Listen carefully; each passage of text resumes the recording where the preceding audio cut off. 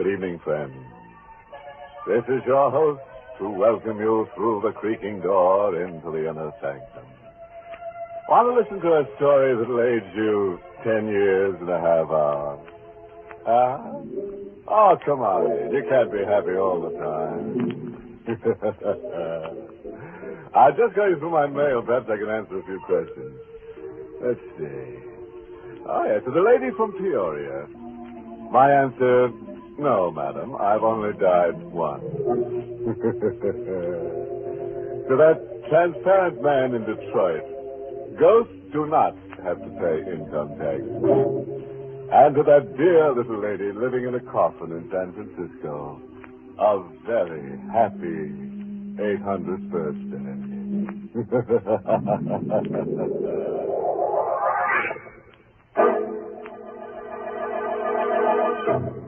Tonight's Inner Sanctum Mystery, The Death Deal, was written by Milton Lewis and stars Arnold Moss in the role of Roger, with Mercedes McCambridge as Helen and Everett Sloan as Dennis. All right, friends. It's time to turn down the lights, settle yourselves comfortably in a chair, and find out how gruesome life can be. Now remember, if you hear someone screaming, it may be you. Ready? Then let's get ghoulish. It's early evening, and the rather prosperous-looking gentleman in the diner, whom we shall call Roger Aldrich, looks up at the man sitting next to him when he feels his elbow gently tapped. Roger Aldrich couldn't tell you why he feels a sudden icy tingle in his elbow where the man touched him, or why his heart suddenly throbs with fear as he sees the bloodless white face of the man who now talks to him. Albrecht. Roger Albrecht. That's your name, isn't it? Yes. But we met. This is the first time. Glad to know you. Mr. Mortmain. It's an odd name, Mortmain. How do you do? Excuse me for not shaking your hand. I don't shake people's hand as a rule. Oh, why not? People generally don't like it. Is that your car outside, the blue one next to the fence? Yes. Don't drive it tonight. Well, why not? You will be killed in it. What makes you think so? I know. Oh, no, really, Mr. Mortmain, I do think... Oh, wait a minute. Someone's getting into my car. So I see. I left the keys in it. He's driving it away. He won't get very far. My God, stop him. Hey, come back here. You're too late, Mr. Albrecht. I'll call the police. It won't do any good. Watch. An explosion. The car's going up in flames. Good heavens. That man who stole it... I would have been killed. Yes. You have another chance to live, Mr. Albrecht. How did you know? Who are you? We shall meet again sometime, Mr. Albrecht. Good night.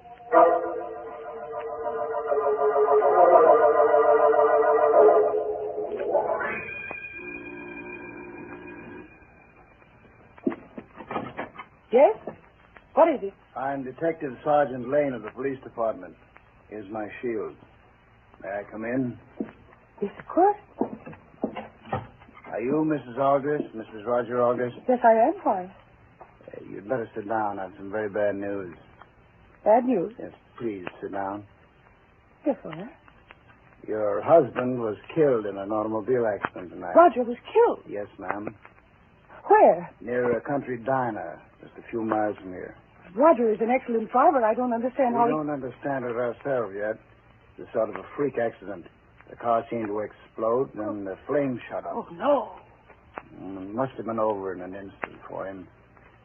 But the body, well, you'll have to come to the morgue and make identification of it in the morning. Well, are you quite sure it was my husband's body? Who else could it be? Yes, who else? I'm sorry to bring you such terrible news, Mrs. Aldrich. May I extend my deepest sympathy? Yes, thank you. I'll call again at 10 in the morning. Good night. Good night. Dennis? Dennis, it's all right to come out now. Helen. Dennis, I have something very strange to tell you. Yes, I know. I heard what he said. Helen, do you realize what this means for us?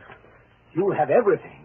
And with this accident, you'll receive double indemnity on the Please, insurance. Dennis, don't talk about it now. But why not? Surely you're not going to pretend that you cared for No, him. I hated him. Well, when something like this happens, you... I'm a little frightened. Oh, why should you be? You're free. We can marry. Yes, I know, but... You're trembling, darling. Come here. Dennis. Nothing matters but us now. We don't have to live in constant terror any longer. For the first time, I can kiss you and feel that you're really mine. No, Dennis, don't. Who's that? I don't know. You'd better go back into the other room. All right. Hurry.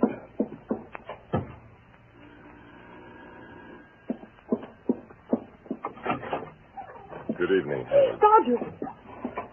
It's Roger. Oh, but it can't be. You... They told me you were dead. You'd like that, wouldn't you? What? You wish I were dead, don't you? Roger, John. But I'm not. A woman who loved her husband would throw her arms about his neck if he returned as I've returned now. It's just a shock. I'm upset. Are you? Yes. Sit down, Helen. But, Roger... Sit down, I said. Yes. That police officer who was here a moment ago reported that I was dead, didn't he? Yes, I don't understand it. A very strange thing happened, Helen. Maybe before this evening's over, you may have your wish. And I'll be dead and out of your life forever, if that's what you want. You'd like that, wouldn't you, dear? You're being very theatrical. Oh, no. For once in my life, I'm being very practical. I've decided I can't live without you. Well, Roger, you know the alternative. You're making a clumsy attempt to be witty, but as it turns out, that's just how I solved my problem. What's holding you back? I don't believe in suicide. Here, take my gun. What am I supposed to do? Kill you? Exactly. Oh, but you can't be serious. I am. Consider it, Helen. I've been reported dead. The poor fool who stole my car was burned to death. Identification is impossible, but the police will take your word for it that the wreck of a person you'll see tomorrow at the morgue is me. You're in a position to commit a perfect murder.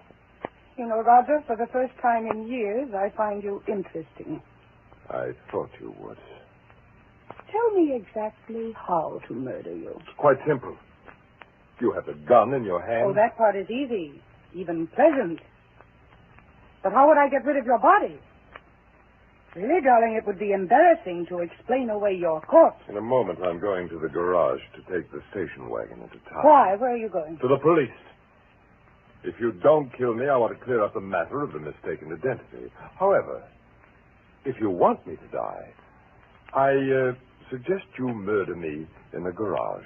Why there? Be so much more convenient. Oh, I see. I won't have to drag your bleeding body through the house. Exactly. But then where would I take you? Well, I suggest the bridge. No one uses it at this hour. My body would be washed out to sea. It would be days before it was found, and again, identification would be practically impossible. And so you've worked out a perfect plan. But there must be a catch to it. What? I'm sure you figure me to end up in the electric chair, even though you may kill yourself to do it. Helen, if this sounds like the idea of a madman, maybe it is. You're the most beautiful woman I've ever met. I love you beyond reason, despite the fact that I know you have as much character as an alley cat. Tonight, I think it was you, perhaps with the assistance of my very dear friend Dennis, who was responsible for my car blowing up. You think I tried to murder you? That's just it. I don't know. But I can't go on not trusting you, thinking you want to murder me. I've got to know once and for all. Now, do you understand? Yes. You're right. It is the plan of a madman. But then you always have been a little Well, mad. maybe I am. I know what you do the moment I leave the house, and I still come crawling back to you. I've tried 1,000 times to walk out, and I can't. If you had any money, you'd have blessed me long ago. But you can get all my money only if I die. And so I'm giving you an opportunity because I must know. I must know if you could murder me. And now do you believe that this isn't all some monstrous joke? Yes. I believe you are serious. I walk out of here and go to the garage. It may be the last time I'll see you. I should like to kiss you goodbye. You're still my wife, you know. Yes. Oh. Now, there's one thing more. Something I've waited a long time to do. What? This. Ah! That's for Dennis. And that's for all the others. The gun's in your hand, Helen. If you use it, please be thorough and empty it completely. After the pain you caused me during my life, the least you can do is to let me die quickly. And, by the way, you can tell Dennis he can come out as soon as I leave. Good night, Helen. Dennis. I heard what he said. It's some trick, No, it's not. It's not a trick. I know him well enough to know that. Oh, you're not going to do it, are you? He's testing me, Dennis. And now I'm going to test you. Will you help me? Oh, I don't know. Murder. Dennis, we've only a minute to decide. Answer me, Dennis.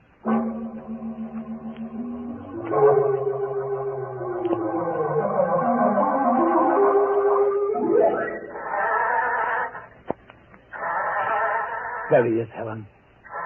Helen, is that you, Helen? Yes, it's me. Oh, Dennis, too. How very cozy. Oh, where's the gun? Right here. In my hand. I didn't think you had the courage. Helen, are you sure? I'll make certain. Helen! Put him in the back of the car, Dennis. Then drive to the bridge.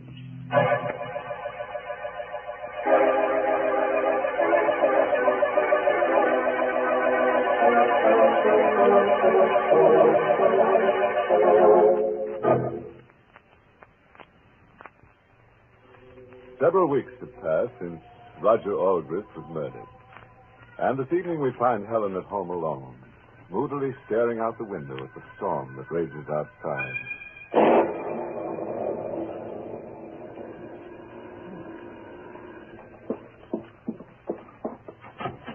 Helen. Dennis, why did you come here? I must see you. But I told you, I don't want people to talk. Please let me in. I've got to speak But to I you. don't want you to... Oh, all right. Now, what's wrong? I don't know. Maybe I'm losing my mind. What are you talking about? I saw him again tonight. Roger? Yes, Roger, your husband, the man we murdered. Stop it, Dennis. No, I must say it. I saw Roger, your husband, the man we killed in the garage, whose body we dropped in the river. Dennis, please. I'm sorry, Helen. I didn't mean to become hysterical. I can't help it. No, I suppose you can't. You've always been more of a woman than a man. Helen! It's perfectly true.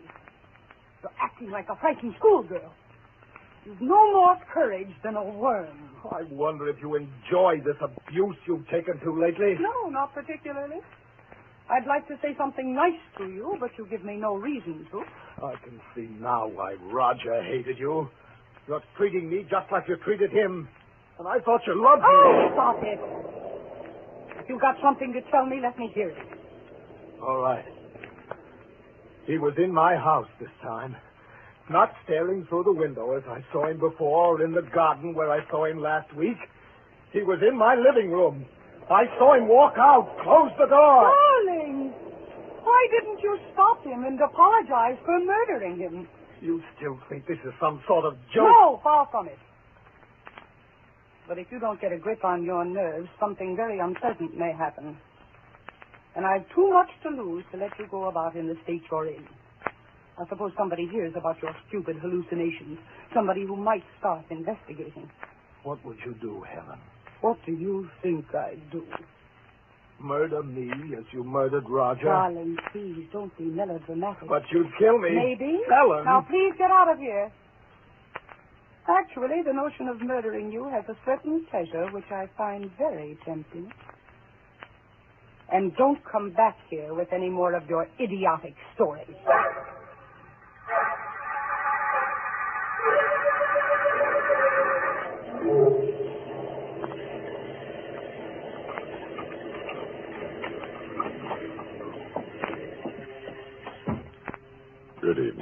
Dennis? Roger. Yes, Roger. I've been waiting here for you to get home. Hey, you're alive? No. But you're sitting there talking to me. How do you know this doesn't exist just in your mind? There are no witnesses to prove my existence. Yet, here I am. You care to touch me to confirm your doubt? No! I don't blame you. You couldn't touch me. I'm dead, Dennis. These are the clothes I wore when I was murdered. Here are the wounds. The blood from the bullets flowing all over my shirt. What? Why did you come here? A few weeks ago, Helen gave you the pistol she used when she murdered me. It was a sort of token, a bond you demanded to seal your partnership in crime. How do you know that? The dead see everything. Tonight, just before you arrived, I saw Helen take the gun out of the desk drawer where you keep it. But it's gone. Why did she take it? It might be evidence that would interest the police. If you were found murdered. She really is going to murder me? You've always been weak and stupid, Dennis. But I think her whole plan must be finally clear to you by now. She knows you're going to pieces, and she plans to murder you as soon as possible. Yeah, but what can I do? Go back to her. If you don't destroy her, she'll destroy you. Act quickly.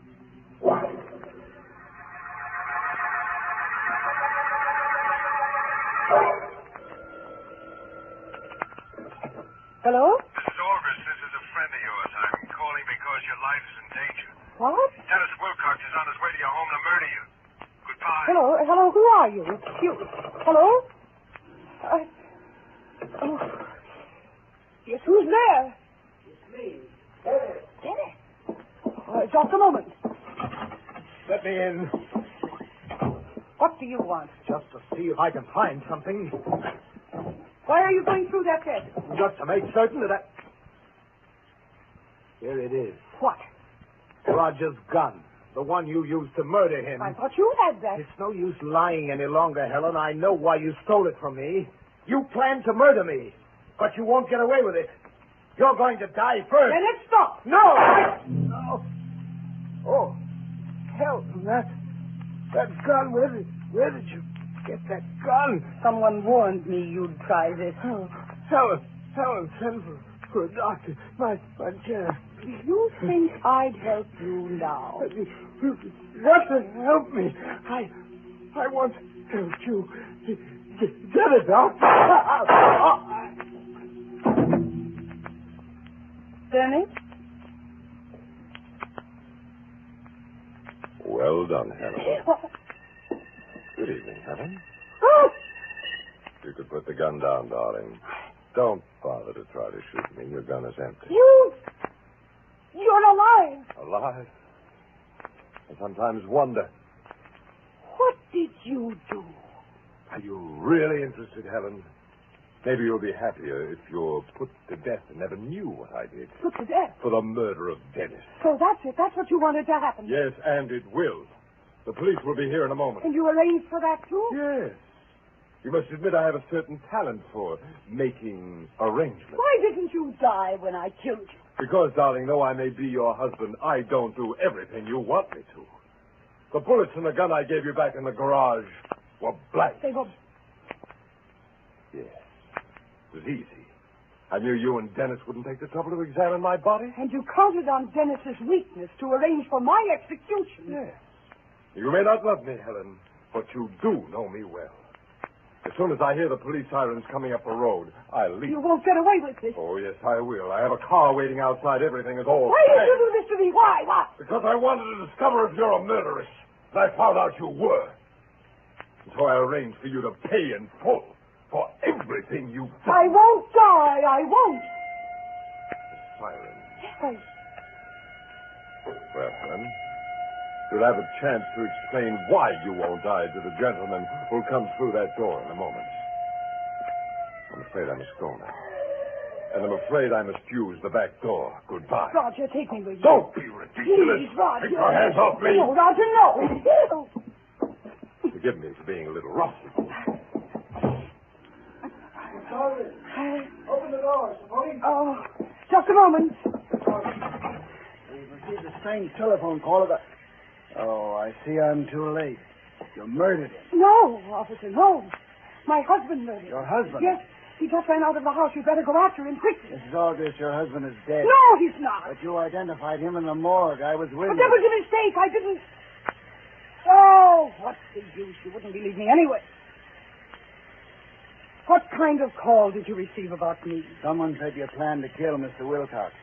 And I see that you have. You're under arrest for murder, Mrs. August.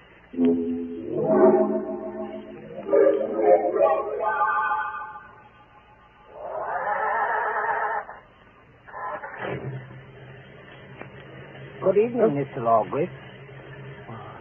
Who are you? Don't you remember me? Mr. Morton.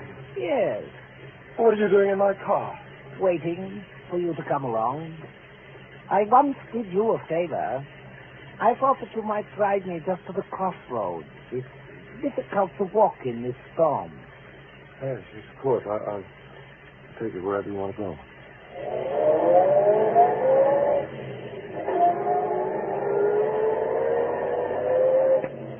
Mr. August. Yes? I must say, I don't think you did very well with the chance to live that I gave you. What do you know about it? Everything. Oh, how? Who are you, anyway? Perhaps I'm just someone you imagine. Someone who doesn't exist. But I can see you. I can speak to you. We can see and speak to the creations of our mind. Sometimes they are more real than the people of flesh and blood, who can be killed. Your name, Mr. Morton. I know what it means. Do you? Yes, it means the hand of death. Why did you come to me tonight? Do you think I've done wrong? Can't you see I couldn't go on living with her, that I had to become free of her? Now I'll be able to make something of my life. Will you? Oh, Mr. August, drop me here, please. Very well.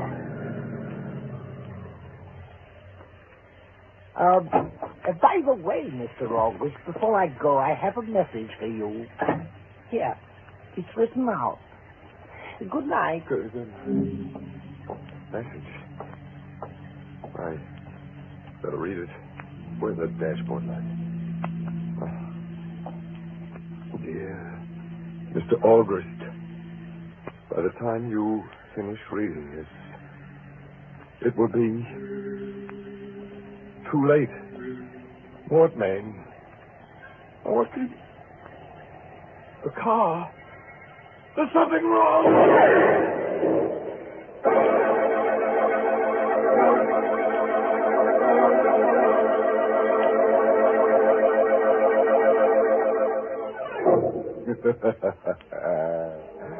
I'll bet you next time Roger's alive, he'll know better than to marry a woman who's going to kill him. And wasn't that Helen a charming girl? The kind of woman who'll love you till you die. And she'll see to it that you die soon. Which brings us to the moral of our story, which we found on the walls of the tomb of King Tut, Tut, Tut. Never ask your wife if she'd like to murder you. You may be surprised at her answer.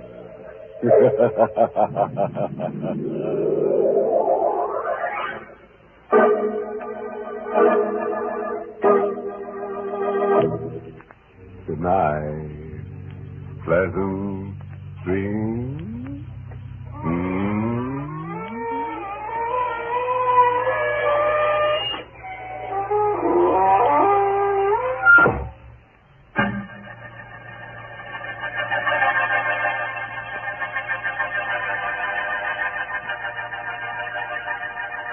Inner Sanctum was heard in the United States over CBS, the Columbia Broadcasting System, and has been rebroadcast for servicemen and women overseas. This is the United States Armed Forces Radio Service, the voice of information and education.